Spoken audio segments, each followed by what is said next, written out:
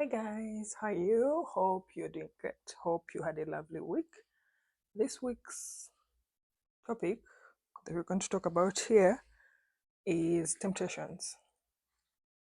So, yeah, I think this is something that's common. We've all heard of temptations from as long as you're alive. You've heard of temptations and you've been tempted in one way or another. So, what are temptations? Temptations are things or actions are desires to do things or to have something or to do an action that is wrong, misleading, and unwise. So that's being tempted. That's temptation.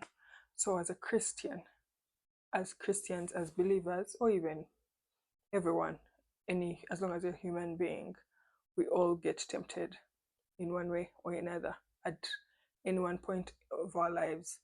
You can even be tempted every day or for different periods of time. Yeah, that's just part of being a human being. No matter the faith you're in, everyone gets tempted. So I'll talk for the Christians and I will phrase from our Bible. So as Christians, what does the Bible tell us about temptation? The Bible tells us that we can overcome temptations because who lives in us? Jesus Christ. What did Jesus Christ do? Jesus Christ overcame temptations. When did he overcome temptations? We see in the New Testament, in the Gospels, that Christ overcame temptations. We see that after he had fasted for the 40 days in the wilderness, the devil is bold and shameless. Can you imagine? The devil approached Jesus Christ and tempted him, tried to tempt him, tried to use his trickster moves on Christ, promising him everything around him. And Christ, of course, overcame all this. So the Bible shows us that we can also overcome temptations because just the way Christ overcame the temptations, because the devil used material things through telling him, promising him that he's going to give him everything around him as long as he worshipped him. He also tested him through using his own personality, like who he is, because he told him, if you're the son of God, turn this stone into bread. And Jesus, of course, overcame also that. So what does this show us? It shows us that the devil can come to us in different forms. It can come to us and it can just use our current situations or your status in society and try to bring you down, try to lead you astray. The devil will put you in will find you in a position where you seem stuck, and he'll tell you, but why don't you do A? Like, the devil can offer you a shortcut. And if you're not able to overcome, if you're not able to get that strength from God to endure it, you may easily take the devil's shortcut because he is cunning. He will lie to you and he will convince you that his way is easier and shorter and it's faster and all that. So you may easily get convinced to go that way. Yet it is a short it is short, yes, but it is wrong, it is false, it is unwise, and it has no the end result is always wrong. So the devil tries to always lead us astray from God's will for us. The devil also tried this with Jesus because it told him, like, if you're the Son of God, do this. And Jesus didn't. Jesus overcame that. Then the devil also tried to promise him with possessions, just the way the devil does, tries to show you that, oh my God, people are doing better than you. Maybe you should do A and B so that you achieve this and this. Do things that are contrary to your faith and to your spiritual status. So when you do those things, it leads you astray, it leads you off track. The devil is there to destroy you, to destroy, to kill, and to destroy. So whatever promises he gives you, they are empty promises. After using you and after leading you astray, that's the end of the story. Everything is just so short-lived. And first of all, the things the devil lies to you about are the things God has promised you and the things that God has given you. So if the devil knows you're going to get them tomorrow anyway, he will try to lie to you that you're going to get them today, or he will tell you you're going to get them tomorrow. Yet the things are already promised. So let's just be aware of the devil's ways, that that's just him. So we all need strength to overcome. Just like we see in Matthew 26 verse 41, it tells us that the spirit is willing to overcome, but the body, the flesh is weak.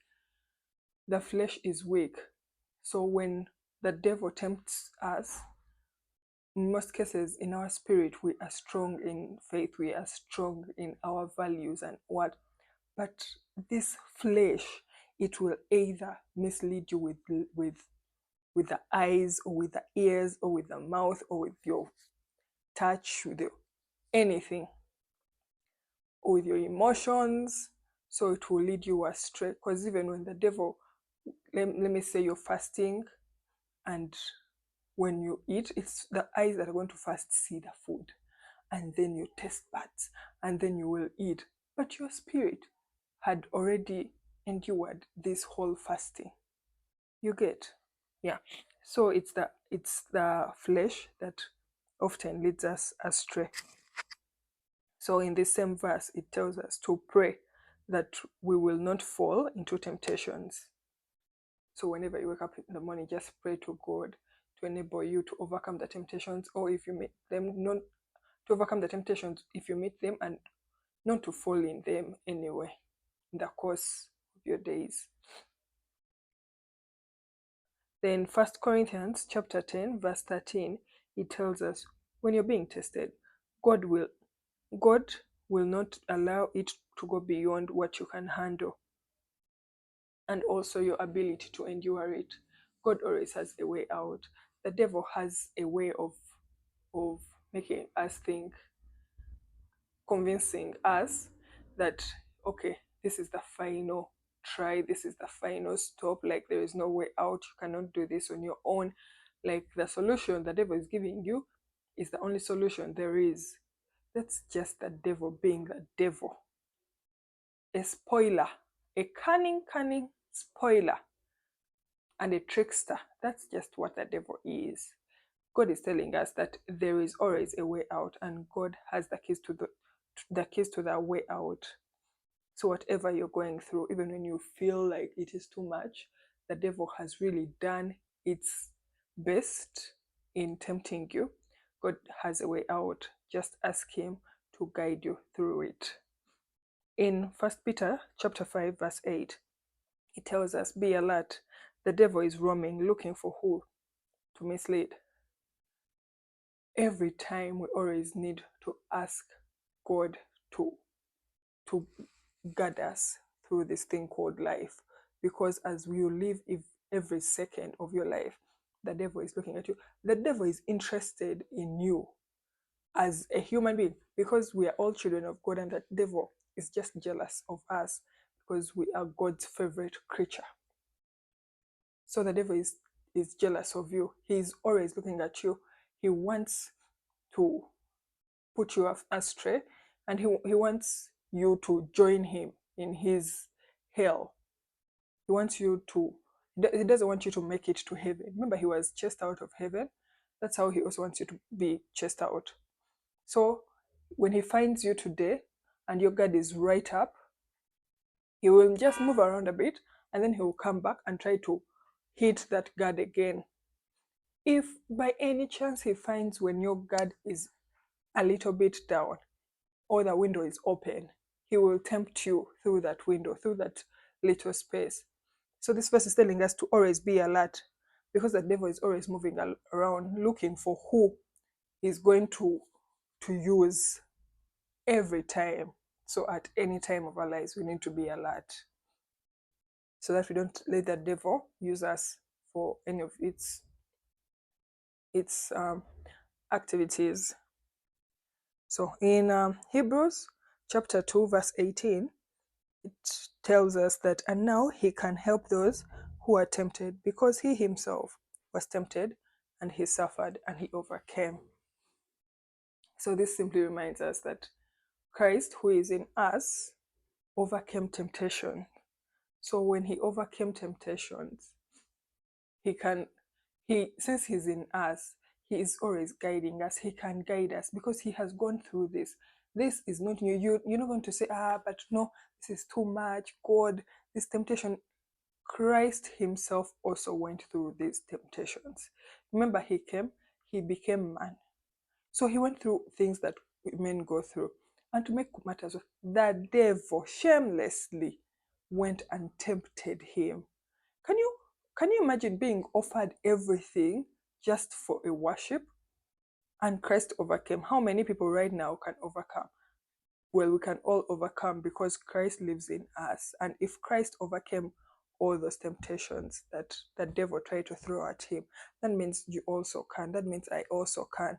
We just need to ask God to continue guiding us through Christ who lives in us, to always give us the strength and the ability to endure all kinds of temptations. So as we go through this week, let's just pray that we are blessed and that we are given the strength to overcome any temptations.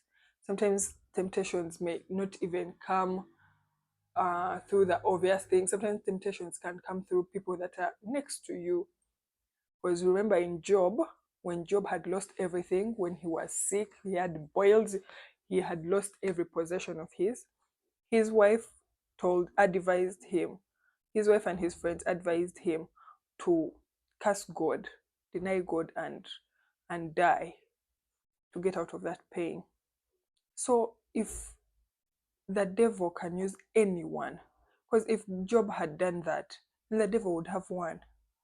The devil would have won, but Job insisted that God is there and he remained faithful and pure to God. And at the end, he was rewarded for all that by God because he was able to overcome all temptations. So as Christians, we go through all these temptations, but we just need to ask God to give us the strength because he's the only one that can give us the strength to endure whatever we're going through and to overcome. It's only God that can guard us and take us through anything that can be thrown against us or towards us by the devil. Because the devil is always trying to come up with new tricks. You cannot say for you know all the ways of the devil, that you know everything that devil is going to use to tempt you. No, the devil is always planning. So we also need to always put our guard up every time, to always be alert and to always get that spiritual strength and the ability to just walk through every situation without giving in to the temptations that come our way. That's all I had this week. Hope you have a lovely week. Have a nice one. Bye-bye. God bless you. Bye.